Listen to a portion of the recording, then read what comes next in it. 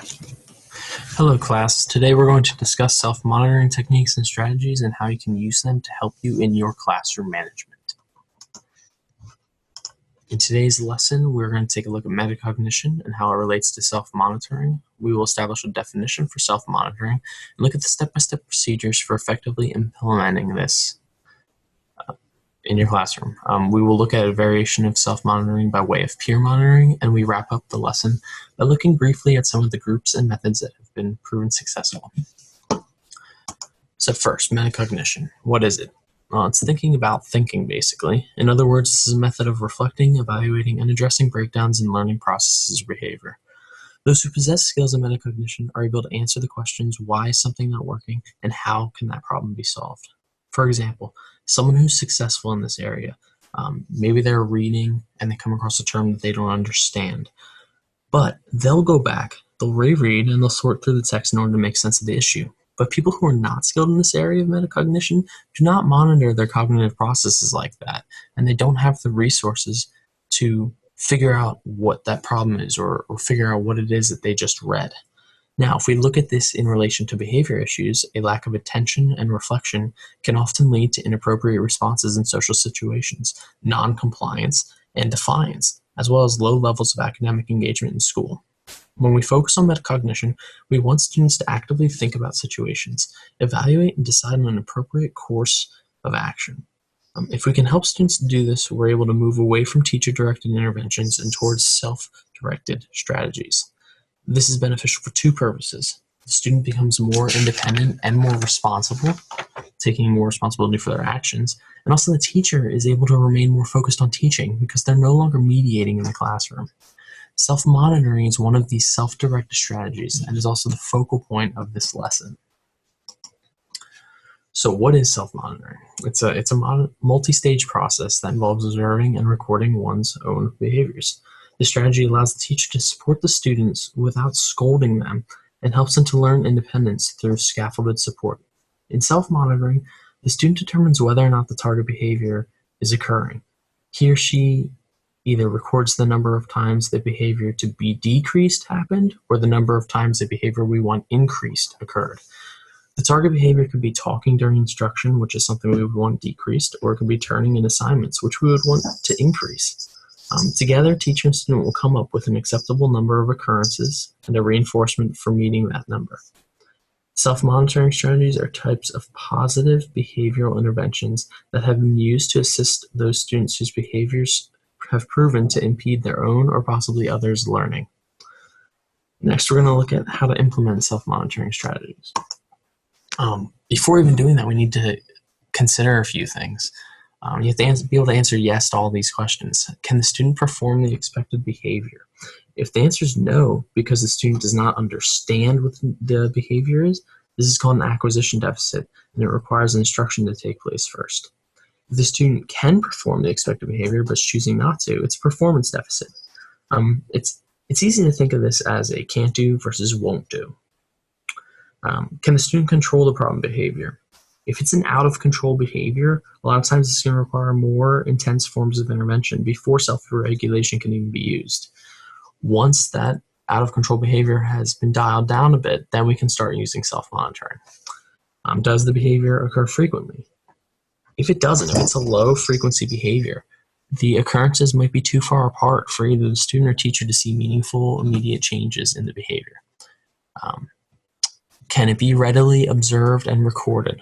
We must clearly define the behavior with examples and non-examples, and whatever recording system has been set up must also be reliable and feasible. So we have to be able to easily observe and easily record these behaviors. All right, so step one in the self-monitoring procedure is identify and define the behavior of concern. First, we identify the target behavior. The teacher and student together discuss what this behavior is going to look like. It's important that the description is agreed upon. Both parties have to know what exactly this behavior is. Next, we have to role play the appropriate replacement behavior. So if the target behavior is calling out, the replacement behavior might be raising your hand. Determining whether the target behavior is a result of an acquisition or performance deficit is also important. We talked about that a little bit before, but if the student has to be taught a new skill in order to replace the target behavior, that has to be done prior to any self-monitoring. And one last note to this first step, it's important for teachers to know that self-monitoring can be used for more than just reducing problem behaviors. It can also be used to improve academic performance. Self-monitoring can improve the quality and quantity of academics as well as improve behavior. All right, step 2, designing the self-monitoring procedures, including a monitoring form. So this is going to be basically the monitoring form that the student's going to be using. It's important to specify the blocks of time which are going to be monitored. This is where it helps to break the day into smaller chunks because it can make the task seem less daunting or challenging to the student. And the student can also be rewarded for small successes when they see small periods of time, being successful in those small periods. Also provides the teacher with more data regarding when the behavior is most likely to occur or when it has occurred. And it also needs to be age appropriate. We need to be focusing on what age the child is that we're working with. We can't have an elementary school child trying to do the same self-monitoring procedure that a middle school or high school kid would do. It wouldn't work. All right, so here's an example of a self-monitoring form. In this, we have a student who's not completing assignments. So basically you can see there's the different periods. We have assignments laid out, and then they'll basically just check off whether they completed it or didn't complete it, and then come up with the percentage of completed assignments at the end of the day. All right, so this will let the teacher know, as well as the student, which class is this student having more problems in, or which classes are they excelling in, and then we can start to figure out why. All right, step 3, you're going to teach the student the self-monitoring procedure. This might be the most important step in the whole thing, because it's important to teach the student the self-monitoring procedure, and you have to believe that the student will need instruction on how to complete whatever form you use. You should use modeling, coaching, and role-playing when explaining how to fill out the self-monitoring chart. Once the student understands how to fill this out, it might still be necessary to remind them at the beginning of the periods, just to keep an eye out for that target behavior. Now, when the student is engaging in a negative behavior, and that's what we're tracking, it's important not to draw attention to that negative behavior. Because if you try to let the student know, it can come off as accusing, like you're accusing them of the behavior, and that's not beneficial to the self-monitoring process, because this is not a punishment. Self-monitoring is not a punishment, rather it's a tool that we're using to help the student become more aware of his or her actions. All right, so now once the student's aware of the self-monitoring procedure and we start to get ready to have them do it, we'll go to monitoring student progress. Now, before the student will actually partake in the self-monitoring, you have to have measured a baseline. The teacher is going to collect data before starting the intervention in order to establish a baseline. You'll use the same monitoring chart that you're going to have the student use when collecting, when they collect their information, as you are collecting for the baseline.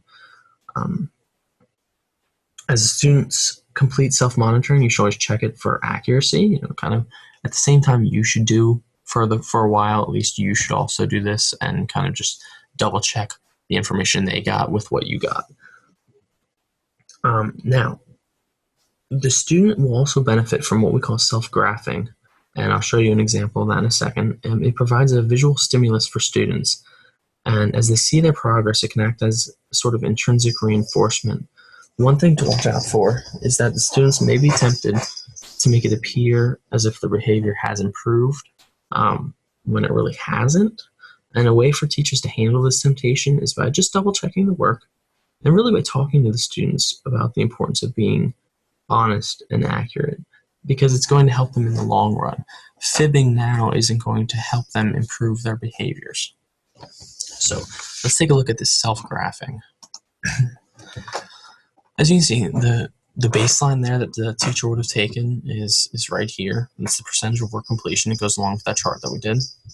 So we have the baseline information, and then once the intervention started, we have the student graphing their data. And you can already see, and this is something that a lot of the research has shown to be true, even at the very beginning of self-monitoring, when they start keeping track of themselves, there's an uptick. And they might either decrease the behavior we want to decrease or already increase a behavior we want increased, because they're more aware of it. They're keeping track of it. And that just helps them be successful right off the bat. Now, as time would go on, we would hope to see this continue to increase. This is only about like 6 or 7 days here. So we would hope to see that continue to increase. All right, step 5, maintenance and follow-up. Really, the goal here is to gradually fade out the self-monitoring. We're hoping to see the student become successful, and what we'll do is we'll either, extend the periods of time that we're watching for. So if we're every 5 minutes, we're having the student check themselves, maybe we'll extend that to every 10 minutes, every 20 minutes, every period, every couple of periods. So gradually we'll fade it out until they're not doing it anymore. With the completing assignments, maybe they're completing all their assignments in language arts for a while now. Okay, so we'll stop watching in language arts. Then maybe we'll stop watching in math as they continue to do that. Now, once we're faded out of self-monitoring, we still want to use reinforcement in order to continue to encourage them and continue to praise them when they're doing what they should be doing. That way we don't regress back into the problem behaviors. All right, some of the research that I did led me to this self-monitoring through peer monitoring, which this was useful in a behavior and emotional support class where children exhibit similar behaviors, but I also thought it would be useful in a classroom where maybe you're just looking to improve the academics in the room.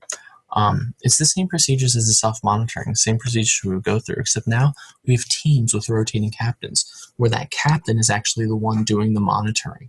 And one day one person will be the captain and he'll monitor his or her peers, and then the next day someone else. It's like groups of 4 you can do it with. And then what we do after we've done that peer monitoring for a while is we move into this modified self-monitoring procedure. It's basically the same as self-monitoring, except now that the captain is just, instead of him filling out the peer monitoring form, he's going to the students and he's going to each student in his group and going, okay, so I want you to fill out your form with me right now. So the students are still self-monitoring, but they're also assisting each other. So that works out pretty well. And then the research showed that was very successful. All right. And the last thing I really want to do is just talk about some of the different things I saw in research, some of the different studies I saw. I saw a lot of studies that were focusing on classroom preparation behaviors, disruptive behaviors, following directions, off-task behaviors. Some of the classifications for the students, I saw learning disabilities, ADHD, emotional disturbances.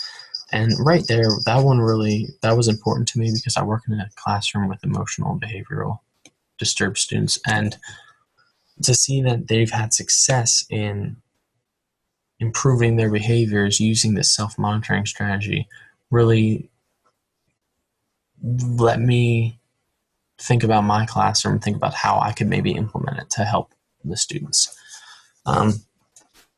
Another great thing that research has been showing, especially like psychologists were writing in some of these studies, that through self-monitoring, through this independence, this responsibility, it was really actually also improving the mental health of students, and that's important. Not only do we want students to be academically successful, but we also want them to feel good about themselves, and that ability to improve their mental health is very important. So I think that's a key bit of information to take away from this. And then the last thing I really want to talk about is self-monitoring combined with reinforcement.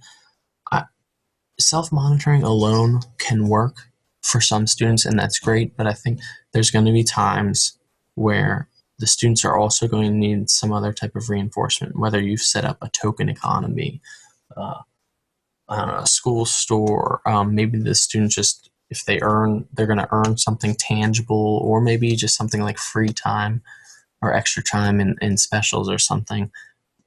But some students are going to need that reinforcement, and that's combined with the self-monitoring, and that's fine because not all students will be motivated by just the self-monitoring.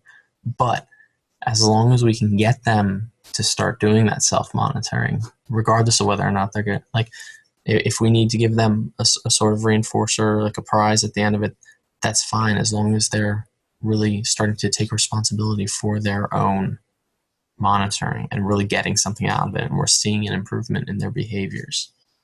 I mean, that's what's important here. So that was self-monitoring. I hope that you learned something, and maybe we'll even give this a shot in your classroom. I know that I'm going to be trying to implement some type of self-monitoring procedure in my room. All right, so thank you.